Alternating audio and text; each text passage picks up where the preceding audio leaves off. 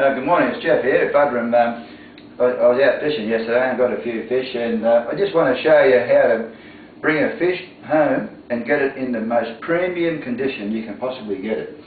I've been fishing for nearly 30 years as a commercial fisherman, and I used to just get the fish on board as quick as I could and ice them down when I had a chance, but now what we do is we look after the fish so that the fish come back in premium condition. And what we do is, I'll show you.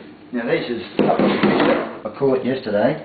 I only brought these home because I've got to pull the boat out of the water and wanted some for the freezer, so we went out about 4 mile. So we're lucky in Queensland that we have the most pristine water out here to catch fish in. This is just a sort of a sea perch, like a reef fish, and this is a grey sweet lip, and this is a parrot. Now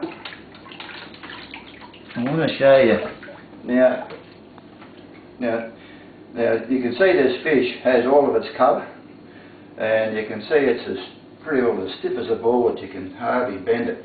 Now the reason for that is because the fish, as soon as it came into the boat, it was brain spiked, and there's a place where you can get in. I just used this meat skewer to illustrate where the spike went in, and you go into a cavity there, and you've got to go through, take the spike through the cavity. I have a stainless steel spiker, and then you feel the fish die instantly. And what you do with your fish then is you put it straight into an icy slurry.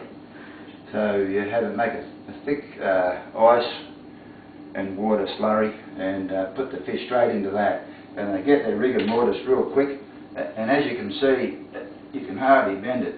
So what I'm going to do is show you how I fillet it. I'll come back and I'm going to scale the fish and show you how I fillet it and how to get the most out of a fish.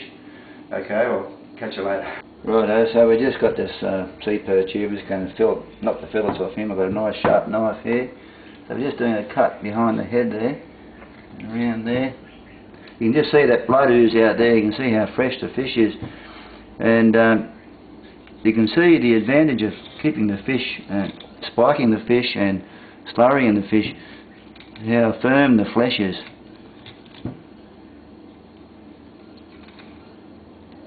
I'm just going to cut along the backbone, cut around the backbone, and take the fillet off, and so you can see the blood oozing out. It's probably best to keep them in the slurry for about 24 hours, at least 24 hours, and then you don't get that blood oozing out. Or you can just cut their throat when you catch them and let them bleed, and then see what happens is the blood gets on the flesh, and you just got to wash it out. But it's not too bad. With these smaller ones, what I do is I cut the pin bones out. So you've got a row of bones down the middle there. So I just take there's another rib bone there I've got. So we've got the. What I'll do is we'll cook up these. If we've got time on the video, we'll cook up these 2 fillets for lunch and show you how we cook them.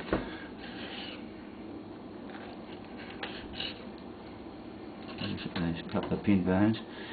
Get rid of them. On the bigger fish, I don't worry about the pin bones because we're both adults. We don't have to worry. We can pick them out. If you've got children, I suppose you've got to be careful. But and there's our nice fillet there, or fillet, as some people call it. So I'll just lay them on the plate over here. That's the other. There's that. Okay, well, we'll come back and when we do the parrot. Okay, well we're here now. I've gutted the parrot and pulled the guts out. I'm going to get ready to fillet it. So what I've done is I've gutted these other 2 small fish because there's a lot of omega-3 oil in the head and the wings and the stomach flap and all around the bones. So I'm going to put them in I've cleaned them all up with the guts and the gills out, and I'm putting them in a bag. I'm going to put them in the freezer with the prospect of making a seafood chowder, and I'll do the same with the frame of the parrot. And what I'm going to show you is to get every bit you can out of the fish. if you're lucky enough to go on a charter and catch a good fish, or you go fishing yourself, and you know, there's a lot of talk about the oceans being fished out, so it's probably in our best interest to make the most out of every fish that we catch, rather than just taking half the fish and throwing the rest in for landfill. So what I'm doing is much the same as I did with the other fish. Just carve around the backbone, and this fish weighed about just over 2 kilos, 2.1 kilos, this one. He's a good sized fish. So what we're going to do is cut the head off as well, and use the head in a fish head curry. But I won't be doing it today. I'm going to put it in the freezer. I'm going to take the fillet off the fish, and we're going to use the wings in the fillets and leave the skin on. A lot of people like to skin the fish, but there's a lot of omega-3 oil in around the skin, and you know, when you sort of take the skin off, well, you run the risk of losing some of the fillet as well. You know, a lot of people, some people don't like the skin, but we don't mind. I won't do the other side. So it's just, lovely. It's not a case of we don't mind. No, but some people don't like it, do they? Sort of no, but the fish is lovely. Yeah. The skin.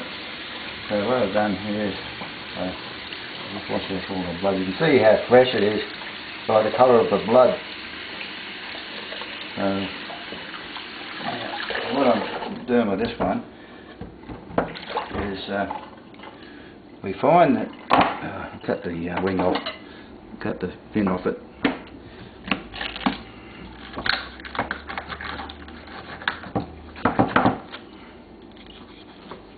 Yeah. So you find these, some fish fillets are quite thick.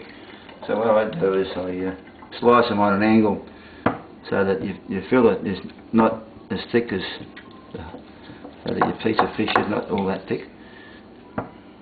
So you sort of, that's what you're looking at. I've got the wrong knife. So that's, you get a piece like that. You can just plate a wash. It's a messy job, but I don't think anybody said it wasn't messy. So, no, that's the right one. That's the sharp one. So we're going to cut it on that angle so that your fillet is not as thick as the actual fish fillet, if you follow what I mean. It's sort of,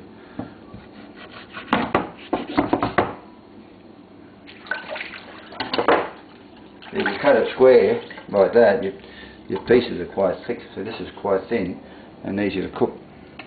So, right, just in conclusion, I finished filleting the parrot, and I've got this beautiful big plate of fillets, quite heavy, and I've put the wings and the rib cage in whole fillets, and that's my favourite part actually, the rib cage and the wing. There's so much, the flesh is so succulent around there, and there's nice fillets there. So what I've done is I've cleaned up all the frame. I'm going to add that to the other 2 frames and use that in the seafood chowder. And I've got the head here.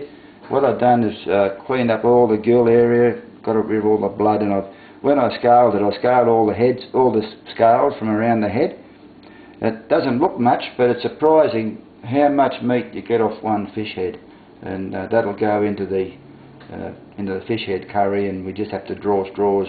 Well, there's 2 of us, so we get 1 eye each, so that's pretty good there. I'll let you have them both. If you've got 3 people, well then you've got problems about, you know, who misses out on the eye. But anyway, so that's that. So anyway, I'll get back to it, and I'll catch you later.